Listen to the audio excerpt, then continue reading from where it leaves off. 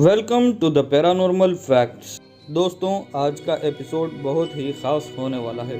कि जिसमें पिछले एपिसोड्स में दी गई सारी जानकारियों का निचोड़ है। आज का एपिसोड उन सब्सक्राइबर्स के सवालों और उनकी उलझनों को ध्यान में रखते हुए बनाया गया है कि जिससे वो अपने आसपास की घटित घटनाओं को देखकर इस कदर असमंजस में पड़ जाते हैं कि जिसमें उनका ये समझ पाना मुश्किल हो जाता है कि भूत प्रेत और आत्माओं जैसी चीज नहीं होती। तो फिर जो घटनाएं हमने घटते हुए देखी और लोगों को जिस हाल में देखा, उसके पीछे कौन सा राज होगा। इस तरह की सारी बातों से लोग भूत प्रेत के वजूद पर विश्वास करने पर मजबूर हो जाते हैं। तो दोस्तों, इसलिए मेरी आपसे विनती है कि मेरा हर एपिसोड शुरू से लेकर अंत तक पूरा देखें ताकि आपको अपने सारे सवालों के जवाब मिल पाएं और पैरानॉर्मल वर्ल्ड से जुड़े सारे रोचक सच जान सकें। और दोस्तों, सबसे खास बात ये कि आज की वीडियो में बहुत ही देर से लेकर के आया हूँ दोस्तों, जिसकी वजह कुछ ऐसी है कि मैंने मेरी वीडियो लगभग बना ली थी, लेकिन किसी वजह से मेरी बनाई हुई वीडियो अपलोड करने से पहले ही सिस्टम से डिलीट हो गई थी, जिस वजह से मेरा हौसला थोड़ा टूट गया था और जिससे मुझे नए सिरे से शुरुआत करनी पड़ी, जिस वजह से मुझे आपके लिए वीडियो लेकर के आने में काफ़ी ज़्यादा वक्त लग गया। तो दोस्तों, इसके लिए मैं आपसे माफ़ी चाहता हूँ। और दोस्तों, वीडियो शुरू करने से पहले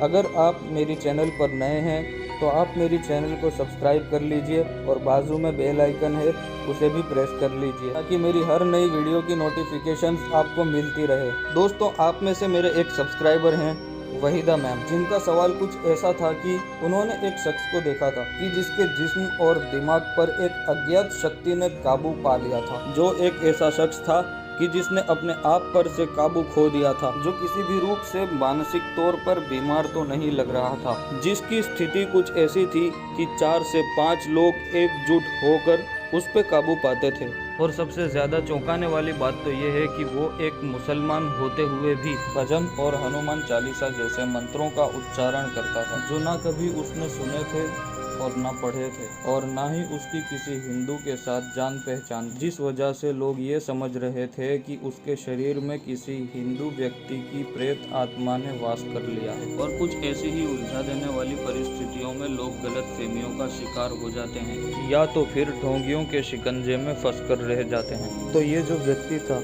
या दूसरे वो पीड़ित लोग कि जिनका कुछ ऐसा ही मामला होता है, कुछ ऐसी परिस्थितियों को देखकर लोग भूत प्रेत और आत्माओं के वजूद पर विश्वास करने लगते हैं, जिस बारे में मैं पहले भी बता चुका हूँ कि इन सब के पीछे सिर्फ और सिर्फ जिन होते हैं।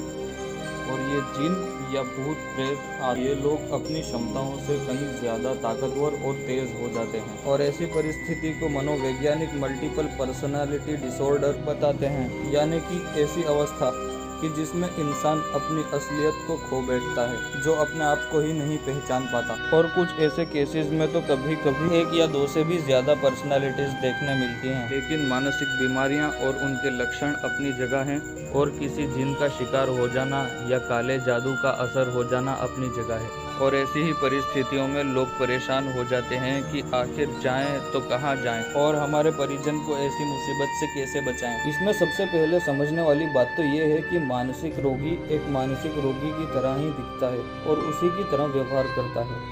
जो आदमी मानसिक बीमारी के कारण चाहे कितना भी क्यों ना बदल जाए, वो जो कुछ भी करता है या वो जो कुछ भी बोलता है, वो सब कुछ उसके सबकॉन्शियस माइंड यानी कि अवचेतन मन में पहले से ही मौजूद होता है, जो उसने कभी ना कभी देखा या सुना होता है और वही चीज़ को वो दोहराता है। ऐसी बीमारियों में जो लोग जो कुछ भी बर्ताव करते हैं, वो जो कुछ भी बोलते हैं, वो सब कुछ उनके अस्थिर दिमाग के कारण ही होता है। लेकिन एक ऐसा इंसान